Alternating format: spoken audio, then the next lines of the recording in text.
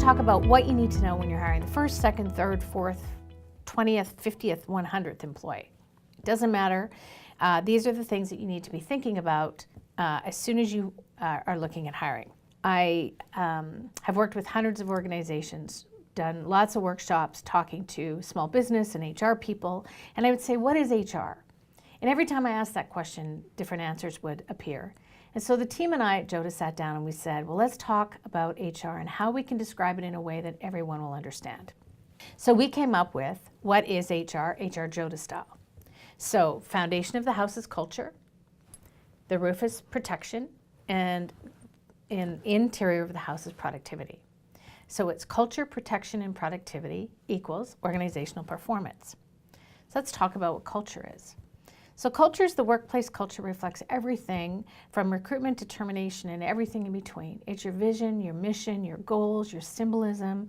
It's in part the reason you started your business. It's why you got into it. And it's the kind of environment you want to create the greatest results for yourself and your employees. And within culture, protection, and productivity, there's 17 key results areas that we think align to those. So they're the tactical pieces that make up HR. So KRA is key result area. So under culture, we've defined the following KRAs: organizational intention, again, which is your vision, your mission, your goals, your values, your culture, your symbolism. It's your communication, it's your internal and external. It's your specifically thought through, thorough, how are we going to communicate to staff? How are we going to communicate to stakeholders? How are we going to communicate? Organizational structure. That's your roles and responsibility, that's your workforce planning, that's your succession planning. All of those align to support the kind of environment, the culture that you're looking for. Leadership versus management. We believe that leadership and management can be defined in different ways, and that in each organization, the expectations of those roles are different. So we say as part of your culture, define what a leader is, define what a manager is supposed to be. And then change management. How you deal with change is going to be indicative of your culture. And, you know, today, I don't know, change is happening every minute of every day, it seems like. So it's not like, you know, there's those odd big initiatives of change, but truly there's change going on all the time. How in your environment, in your culture, do you manage those? Protection. So just as you ensure your business against external threats, protecting your organization from all the legislations that govern employment are just as important. So what the key result areas that we put under protection are legislative knowledge. So do you understand all the legislations that govern employment? And if you don't, do you know who to call to find out what you don't know? Do all of your employees have employment agreements? Metrics. Do you measure how effective your programs are? You know, over time, we've met lots of organizations that have things like a performance program, and they say, gosh, all it does is take time, but it's actually not giving us a return on investment. It's really important before starting any project of any kind. Do you know why you're doing it, and how will you know it's successful? I think those are two very important questions to ask. And then once you put them in place, start measuring them. Make sure they are effective.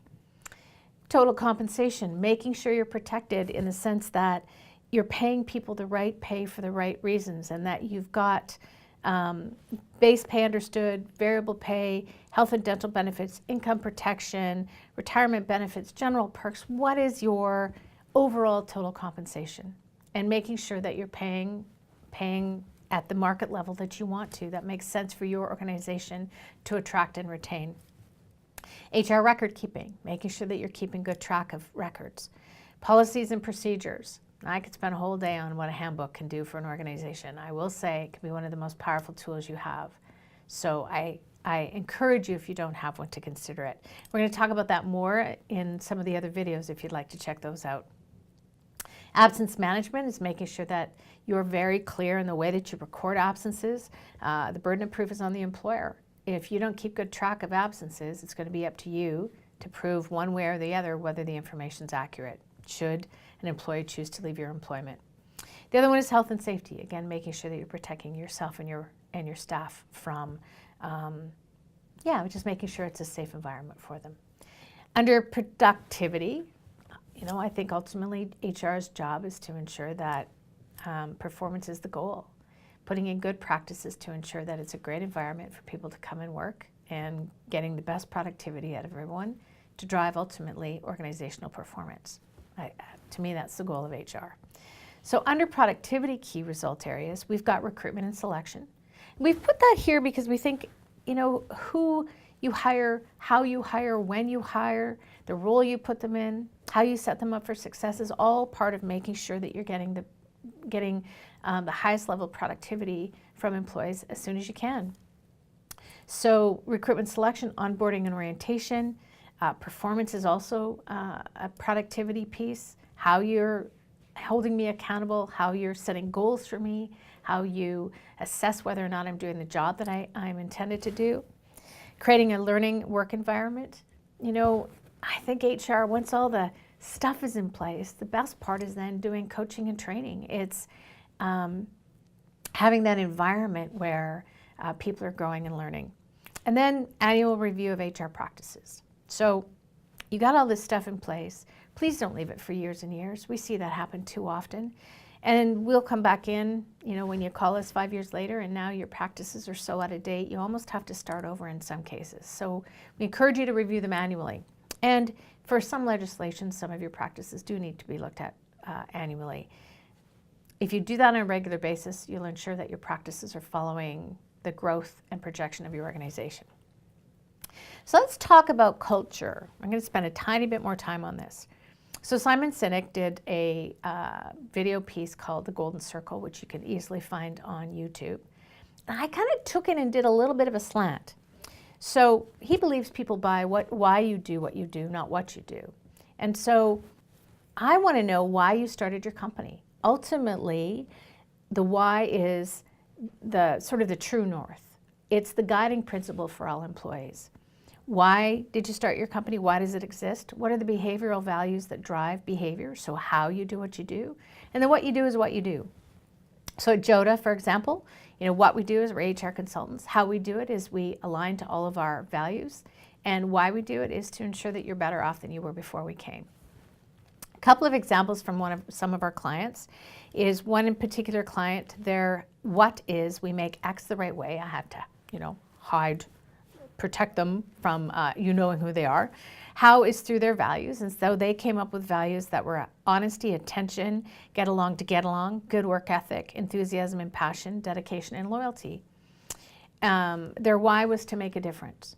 So the reason I'm talking about this, and the example is right here, is that when it comes to putting together HR practices, it's important that they're aligned to something that relates to you. So we started using the why, how, what model to get an alignment or get an understanding of why you do what you do. Again, getting those behavioral values that I think are critically important, and then connecting that to what you do. And then all your HR talks to that. It's quite powerful. Here's another example, one client we worked with. What we do is we make happy X by providing quality services and products.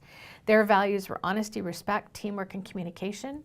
One of the things that they did in their definitions was they were very specific about honesty. For example, they say we do what we say we're going to do. And they talk about different examples, so that makes it really clear to employees the expectation of that value, how they expect employees to show up. And then why they do it in one particular case, this client was because we give a shit. Translated for staff is I care. And one other example, instead of, they did our values, our mission, our purpose.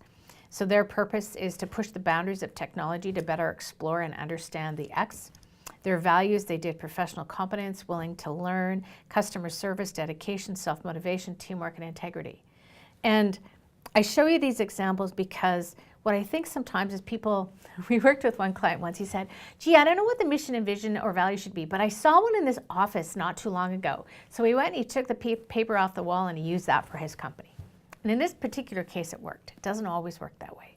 It's better to talk to the founding members of the organization, get really clear why you started the business, what are the behavioral values that you expect employees to have when they come to work for you. And I can promise you it can set an amazing foundation, amazing cultural foundation to set you up to succeed, to hit the goals that you're looking for.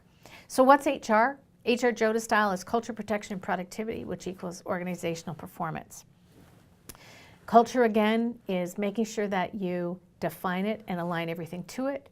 Protection is that you protect yourself from all the legislations that govern employment, and ultimately productivity, that you drive behavior in the way that you want, that everybody comes to work and is excited to do the best job they know how for you. This has been an initiative of the City of Penticton's Economic Development Department. And I'm Corey McDowell from the JODA Performance Group.